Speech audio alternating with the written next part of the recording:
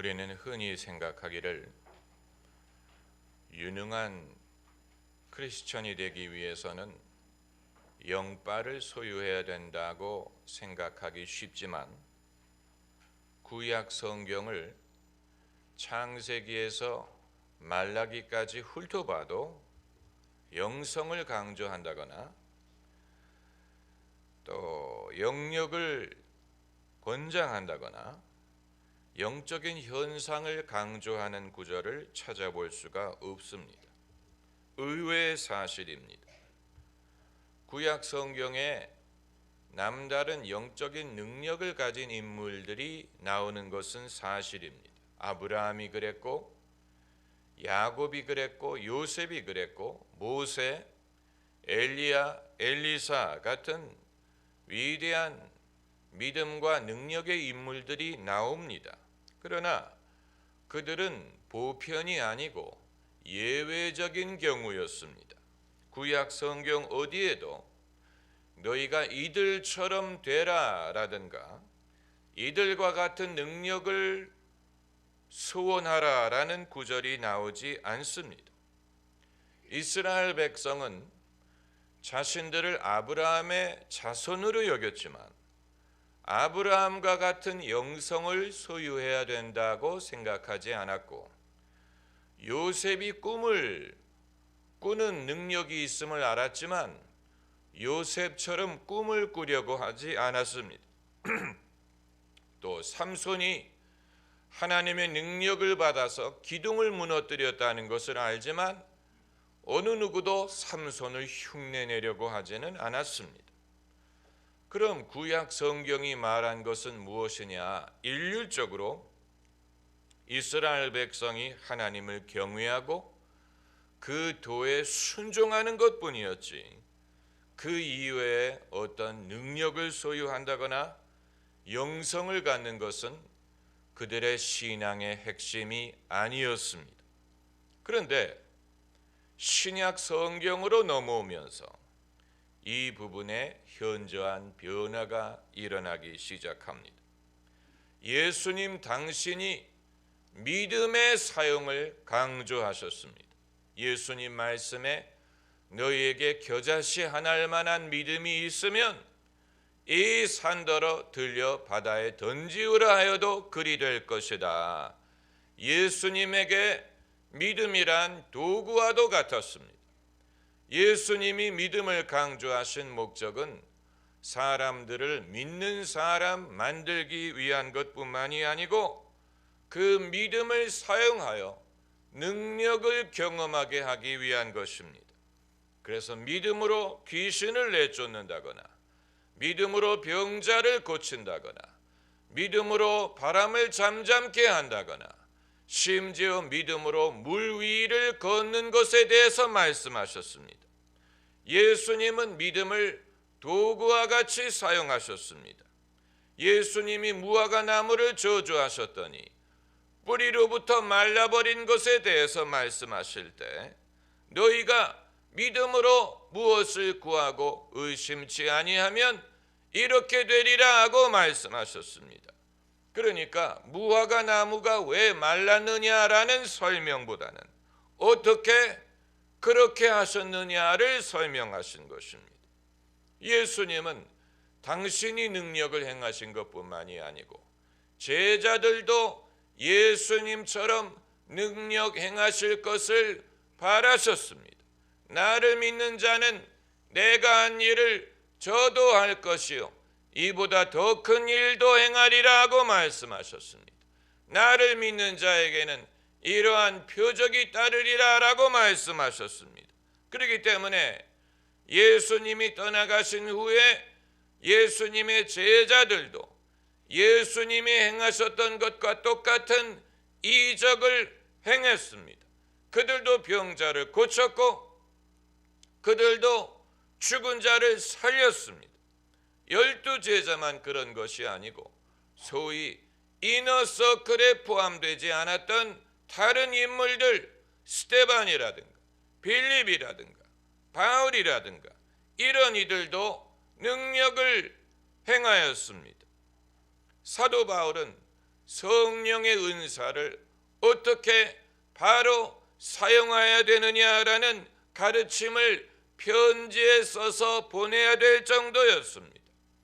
그것이 바로 고린도 전서 12장에서 14장의 말씀이고, 또 로마서 13장에도 비슷한 말씀들이 있습니다.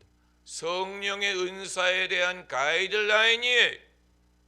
그러면 왜 구약에서 신약으로 넘어올 때 이 같은 현저한 변화가 일어났느냐? 아마도 그 이유는 성령이 사람들 속에 거하기 시작하셨기 때문이라고 봅니다. 구약 성경에는 성령이 사람 위에 머무실 때는 있었지만 사람 안에 거하시지 않았는데, 예수님이 영광을 받으신 후에는 성령이 믿는 자들에게 내재하게 되셨습니다. 그 안에 거하게 되셨다는 얘기예요. 그래서 성령이 우리 영으로 더불어 우리가 하나님의 자녀됨을 증거하신다라고 한 것입니다. 그런데 신약 시대 성령이 사람들에게 가까이 오시고 사람들의 영성이 발달하고 영적인 현상이 흔해졌다고 해서 그것을 영혼의 구원과 동일시할 수는 없습니다. 특별히 우리 한민족은 예로부터 영적인 것에 익숙한 사람들입니다. 무속신앙 때문인데, 그렇기 때문에 더욱더 영적인 현상과 영혼의 구원을 동일시해서는 안 됩니다. 지난 주일에 영혼 구원에 대해서 말씀을 드렸습니다. 복음주의 기독교가 구원에 대해서 말하기는 좋아하지만 영혼의 구원이 무엇인지를 쉽게 말하지 못한다라고 말씀을 드렸는데, 마찬가지로 성령 운동을 하는 교회들은 신령함, 영적인 나타남, 영적인 능력, 인간의 영, 이런 것에 대해서 말하기는 좋아하지만 그것과 영혼의 구원의 관계에 대해서는 머뭇거립니다. 여러분, 영적인 경험이나 영적인 은사가 반드시 영혼의 구원을 보장하는 것은 아닙니다. 그것을 뜻하는 것이 아닙니다. 영과 영혼이 반드시 동일한 것이 아니에요. 영적으로 민감하다든가 영적으로 발달했다고 그 사람의 영혼이 구원받았다고 장담할 수 있는 것은 아닙니다. 영적인 현상을 많이 경험한다고 그의 영혼이 구원받았다는 증거는 아닙니다. 오늘날 포스트 모던 시대에 나타나는 현상 중에 하나는 특정한 종교를 믿지 않으면서 영성, 스피리추얼리티, 영성을 추구하는 사람들이 많아진다는 것입니다. 그러니까 기독교인도 아니고 가톨릭도 아니고 어떤 특정 종교를 믿지 않지만 자기는 영성을 좋아하고 추구한다라고 말하는 사람들이 많아지고 있는데, 그건 수상한 것입니다. 그 영성의 정체가 무엇이라는 말입니까? 그렇기 때문에 오늘 본문에 예수님 말씀을 주목해야 됩니다.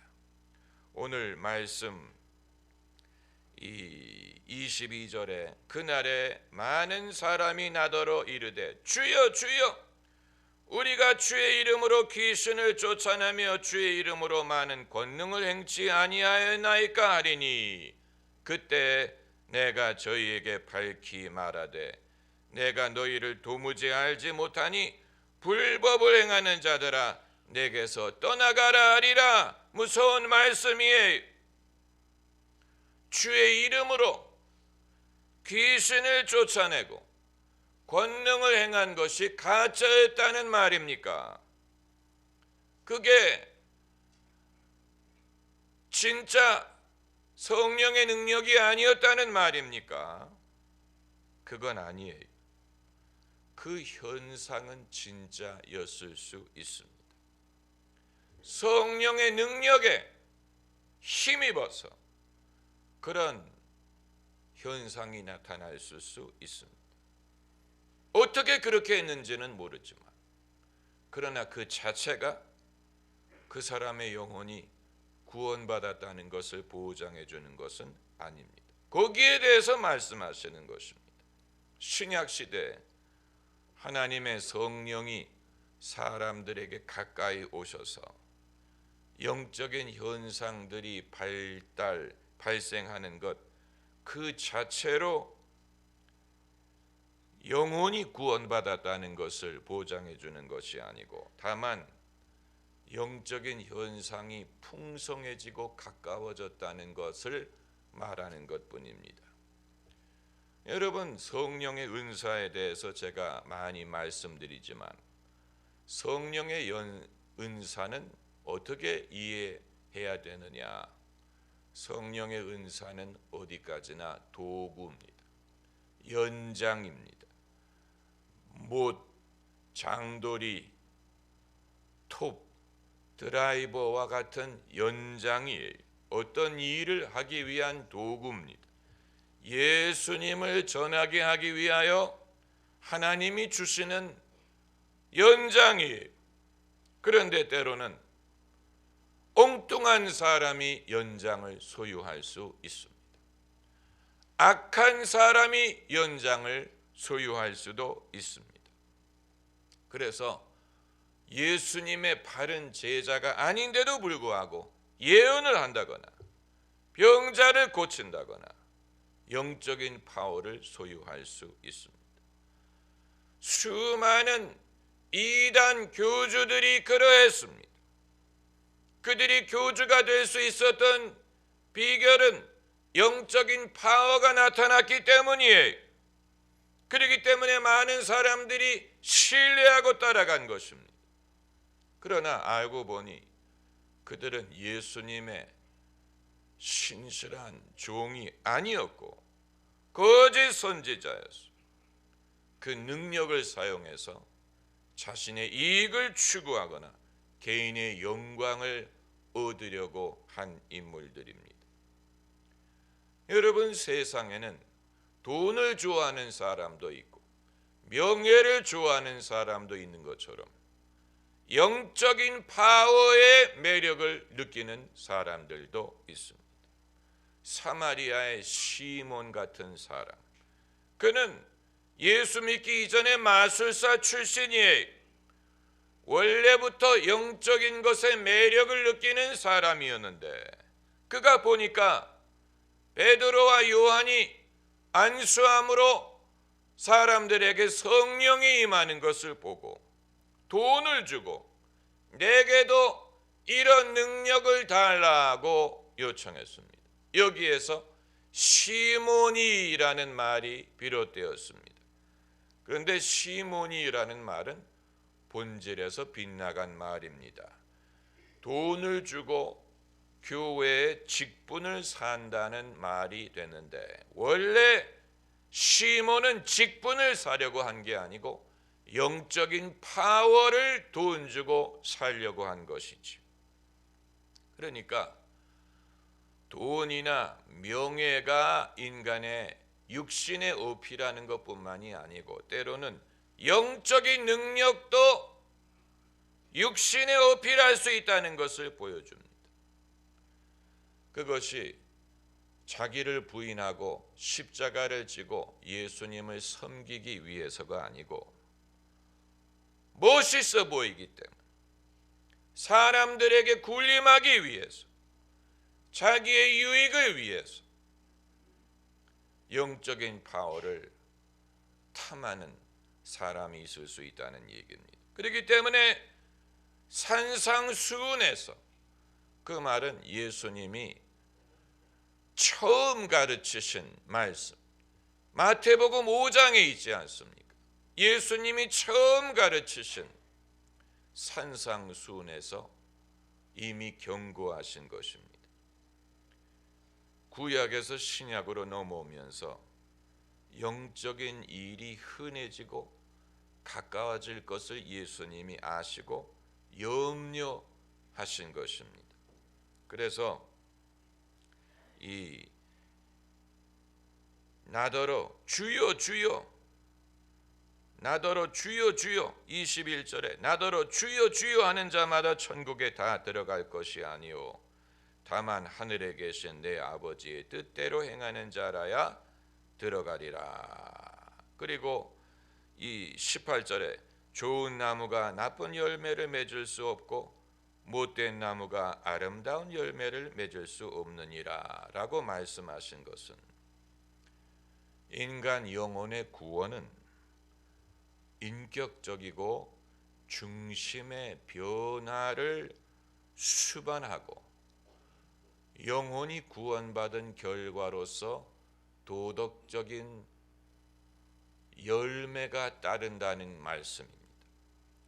도덕적인 변화 자체가 영혼을 구원하는 것은 아니지만 영혼을 구원받은 결과로서 도덕적인 변화가 나타난다는 말입니다. 만일 도덕적인 변화가 없다면 그 사람은 영혼이 구원받지 못한 것입니다. 제대로 회심을 하지 않고도 영적인 현상을 경험하게 되면 그것이 구원인 줄로 착각하는 사람이 있습니다. 이것은 영과 영혼을 혼동하는 데에서 비롯됩니다. 이 문제에 대해서 말씀하신 것입니다. 그렇다면 영혼이 구원받았다는 것을 우리가 무엇으로 확신할 수 있느냐? 무엇이 내가 구원받았다는 사실, 내가 하나님의 자녀가 됐다는 것을 무엇이 증거하느냐? 객관적인 증거가 있고 주관적인 증거가 있는데, 주관적인 증거, 내가 느낄 수 있는 증거는 내 안에 성령이 계셔서 믿어지고 하나님을 아버지라고 부르게 되고 내가 하나님의 자녀인 것을 성령이 증거하시기 때문이지만 그건 주관적인 것이고, 객관적인 하나님이 우리를 판단하실 때 우리가 정말 좋은 나무다, 당신에게 속한 백성이다 라는 것을 증거하는 것은 좋은 열매를 통해서입니다. 좋은 열매를 맺음으로 확신하는 것입니다. 아, 정말 저 사람은 크리스찬이다. 저 사람은 정말 하나님의 백성이다. 예, 열매. 그래서 16절에 열매로 그들을 알지니 가시나무에서 포도를 또는 엉겅퀴에서 무화과를 따겠느냐. 열매로 안다고 해서 열매. 성령의 은사가 성령의 열매를 대신할 수 없습니다. 그렇다고 은사가 필요 없다는 말을 하는 건 아니에요. 열매가 은사를 대신할 수 없다는 말을 하는 것입니다.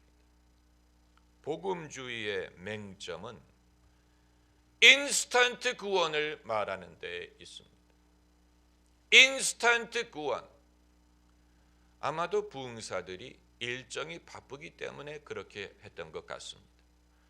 며칠 와서 집회를 하고 떠나야 되기 때문에 그 이전에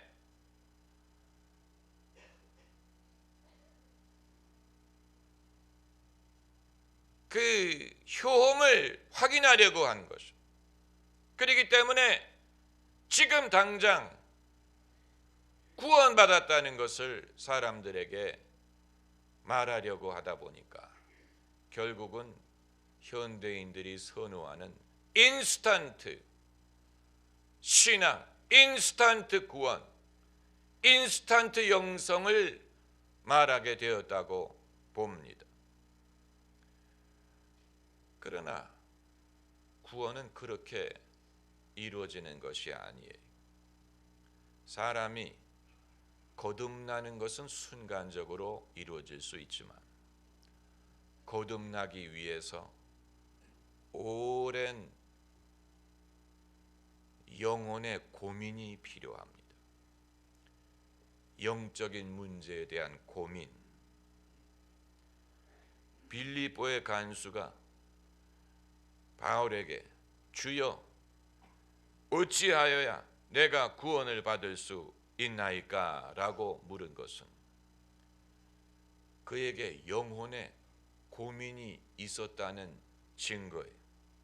삭개오가 예수님이 지나가신다는 소리를 듣고 뽕나무에 올라가 예수님을 바라보려고 한 것은 삭개오에게 영혼의 고민이 있었다는 증거예요.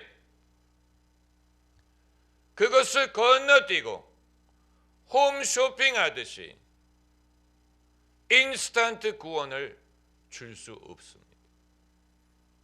설사 그게 가능하다고 하더라도 받는 사람에게 실감이 되지 않고 큰 의미를 부여하지 않고 잊어버리거나 간과할 수 있는 위험이 있습니다. 그렇기 때문에 구원은 서두르려고 하면 안 됩니다. 길에서 노방 전도할 때 염려하는 부분이 바로 그것입니다.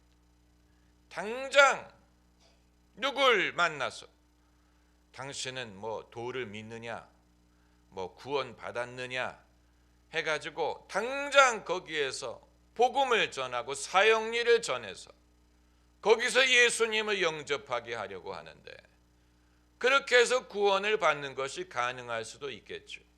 그런데 문제는 당사자가 마치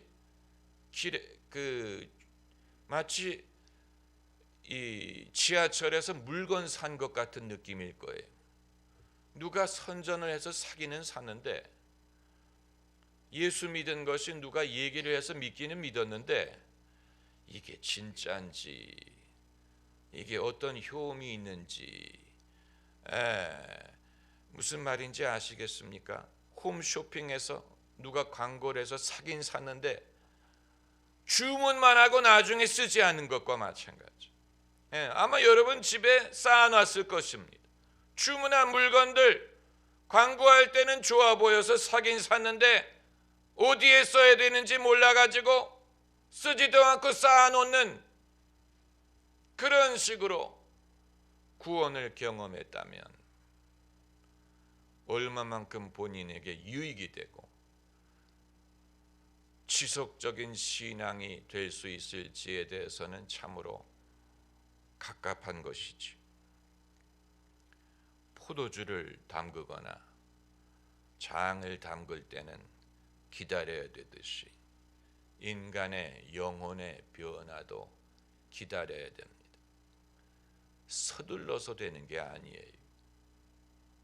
여러분 중에 저도 뭔가 영적인 것을 경험해 봤으면 참 좋겠는데 내가 그렇게 하지 못하는 것을 보면 나에게 뭔가 문제가 있습니까?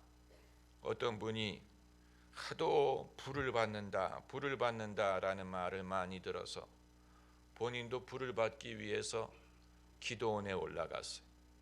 그래서 밤에 기도를 하는데 어디서 불이 번쩍이는 거예요. 드디어 불이 오는구나 했는데 담배불이었어요.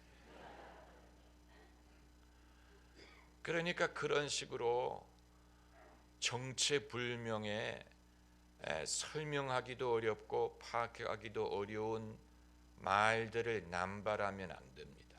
불을 받았느니 그런 뭔지 설명하지도 않고 그런 식으로 말을 해버리면 그걸 듣는 사람들은 뭔지도 모르고 뭔가 있는 것 같은데 그게 뭔지는 모르고 받았으면 좋겠는데 어떻게 받는지도 모르고 설사 받았더라도 그게 그건 줄도 알지도 못합니다. 그런 식의 무식한 신앙이 사람들을 헷갈리게 만들어요. 예수님은 그런 식으로 말씀하시지 않았어요. 오직 성령이 너희에게 임하시면 너희가 권능을 받고 예루살렘과 온 유다와 사마리아와 땅끝까지 이르러 내 증인이 되리라. 구체적으로 어떤 변화가 일어나고 어떤 결과가 나타날지를 말씀하셨지, 애매하게 불 받아라 이런 식으로 말씀하지 않으셨어요. 여러분이 권능을 사모하실 수는 있어요. 예수님의 증인이 되기 위하여 권능을 사모하는 것, 그건 성경적인 것입니다. 그러나 내가 예수를 믿기는 했는데 남들이 말하는 그런 어떤 영적인 체험, 내가 그런 것을 좀 얻었으면 좋겠는데 그런 것이 없는 걸 보니까 내가 뭔가 문제가 있는 것이 아니냐라고 생각을 하신다면 그것은 불필요한 고민이고 무익한 고민이고 핵심을 빗나간 것입니다. 여러분 신앙의 핵심은 여러분이 예수님을 믿은 후에 여러분이 예수님의 가르침을 따르고 순종하느냐에 있습니다. 할렐루야. 여러분이 예수님의 가르침을 배우고 따르느냐, 이게 관건이에요. 그게 없다면 뭐 귀신을 내쫓든 선지자 노릇을 하든 권능을 행하더라도 내가 너를 모른다고 말씀하신다고 했어요.